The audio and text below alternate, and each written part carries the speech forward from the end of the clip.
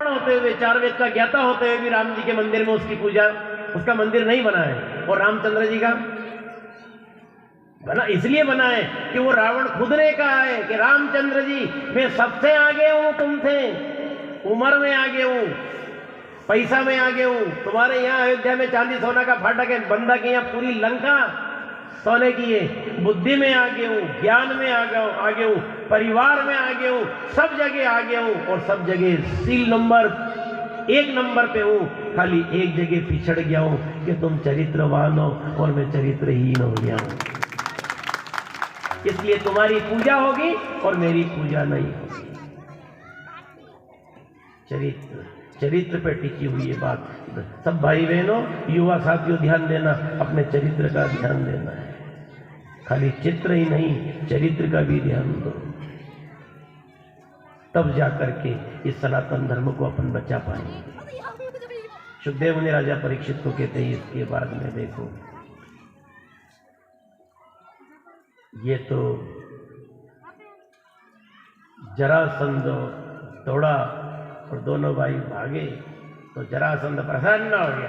आज भागने लगे भगोड़े, अब हार गए मेरे से, जय जयकार करो रे मंत्रियों, जी सरकार, जरासंध सरकार की जाओ, मैं जीत गया। हाँ जीत गए, ताली बजवाड़े उनसे जाए जो करे, देवताओं से क्या फूल बरसाओ रे, कि तेरे जैसे मूर्ख पे पुष्प नहीं बरसाया जाता है।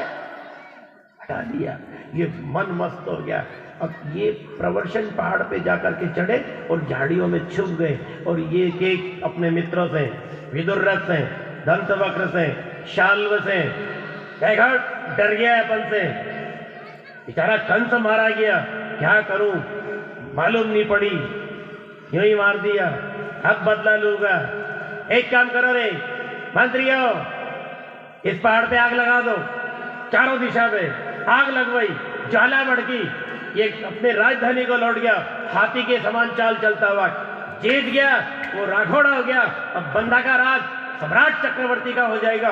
चीख रहा, उसकी पत्नी ने कहा, स्वामी वो आप नहीं मार सकते हो। फिर दुनिया जय जयकार कर रही है मेरी, दुनिया भले ही करे, मेरे को पता है कर्ता विश्वंभर परमात्मा है, उनकी शरण में जाने में फायदा होगा। पर पत्नी की नहीं सुनी, आखिरकार वो चीखता रहा। इधर परमात्मा जब आग भड़की, दोनों भाई भाई से कूदे, द्वारका में आ गए, उनका नाम द्वारकाधीश हो गया। द्वारिकाधीश भगवान। बाद में इधर आनंद और भीष्मक की बेटी रुक्मणी का विवाह की तैयारी, और शब्द रूप में ही विवाह हो रहा है। हम झांकी वाकी का प्रोग्राम नहीं रखते हैं हम, क्योंकि उससे कथा बिगड़ती है।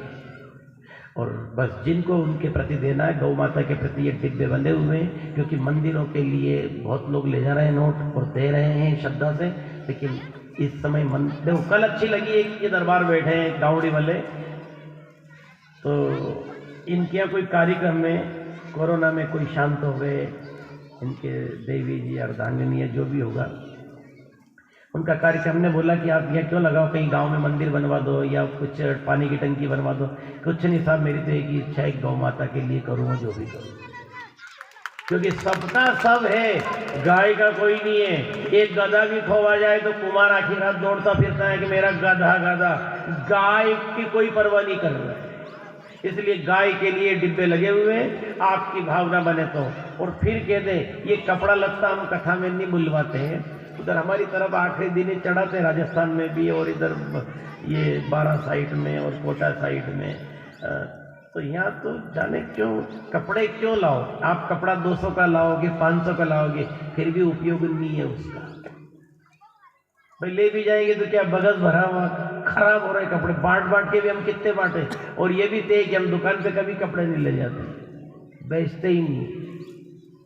गाय गौशाला से जब गौशाला छोड़कर जाती है तो उस गाय को हम उड़ा देते हैं कपड़े जितने बन सके, वो जो आता है ले जाता है हरिजन, बाकी ये काम में नहीं आता है। गाय कट रही, गाय मर रही, भूखे मर रही है गाय, और अपन लाते। यदि आप 10 रुपए डिब्बे में डालते हो तो गाय माता को काम आएगा, कम से कम एक कूड़ा तो मिलेगा बेचारी को, कूड़ा खाकर पानी पी करके बैठ जाएगी।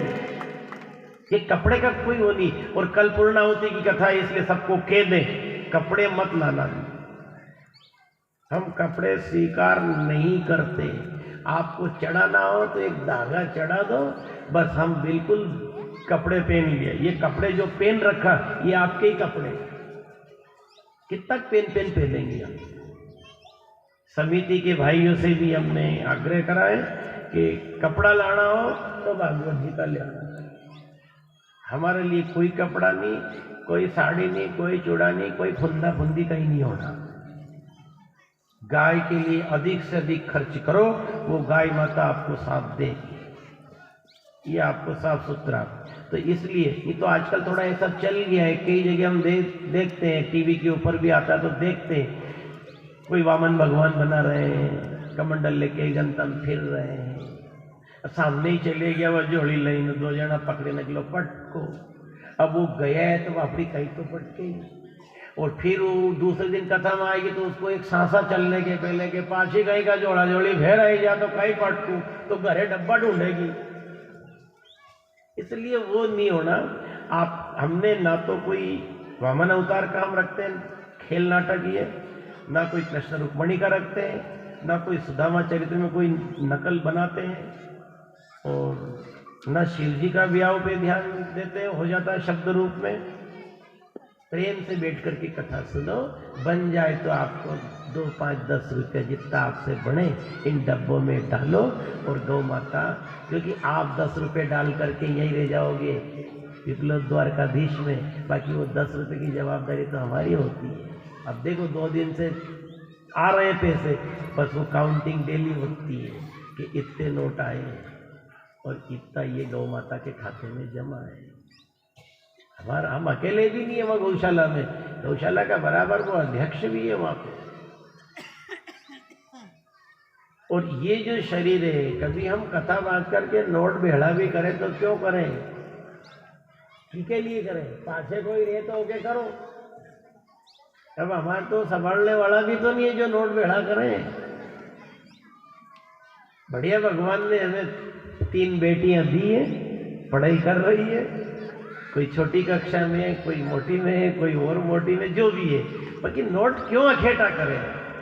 कई लोगों ने हमसे कहा कि अरे तुम्हारा नियत तो नहीं, इनका ब्याह तो करोगे। मैंने कि ब्याह हम नहीं करेंगे, ब्याह परमात्मा करेगा। इनके पढ़ाने लिखाने में मैंने कि वो भी भगवान करेगा। और भगवान की दया ये हो रही है कि उनकी फीस बहुत ज़्यादा है, और अपने आप भगवान किसको प्रेरणा दे और अपने आप स्कूल में फीस जमा कर रहे हैं। हमारी कोई ताकत नहीं, हम तो बहुत गरीब और बहुत छोटे ब्राह्मण हैं, हम साधारण हैं। पर वो तो ये गणेश भैया ने मथुरलाल जी से बात करी होगा, ब्राह्मण देवता की कृपा होगी। जो हम अगले साल आ गए, 7 दिन के लिए आपने बुला लिया, और अच्छा करते रहो और बस गौ माता की सेवा करो, बस यही है। इसके बाद तो अच्युतम करना है अपने को। 2 मिनट 5 मिनट और बैठो, और उसके बाद प्रसाद लेके पधारो, और फिर कल 11 बजे पुनः पधारो। और कल ऐसा करना जल्दी आ जाना। ये 11 की तो ये कह रहे हैं, पर हम सोचे कि 10:30 पे कथा चालू कर रहे हैं, धीरे धीरे आते रहेंगे लोग, किनके लिए बैठे रहेंगे अपन।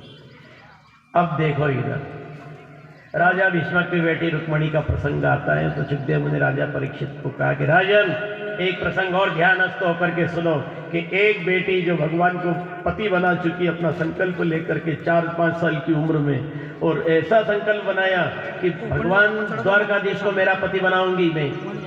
पिता ने कह दिया कि तेरी छुट्टी, तू भजन कर तो तेरे को भी मिल जाएगा।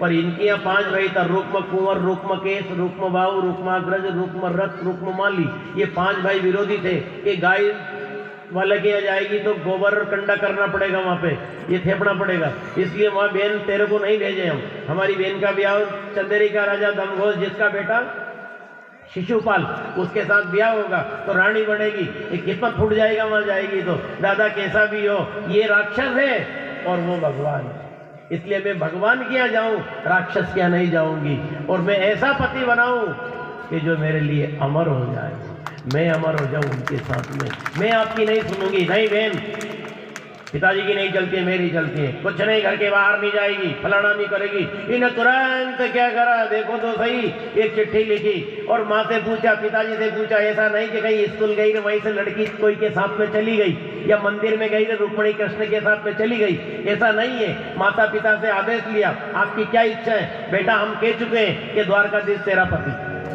ये तो 5 भाई मूर्ख हैं, ये दारू कुट्टे हैं, ये बहुत गलत है, ये तेरे को भगवान क्या नहीं जाने देंगे, तेरी छुट्टी। पर अब समाचार कौन दे? बूढ़ा बाप, बूढ़ी माँ, कौन चिट्ठी देने जाए द्वारका? इतने में एक द्वार पे महात्मा आ गया, गुरु आ गया, और उन्होंने कहा क्या क्या झगड़ा चल रहा है? तब उस बेटी ने कहा मेरी ये इच्छा है कि मेरा तार है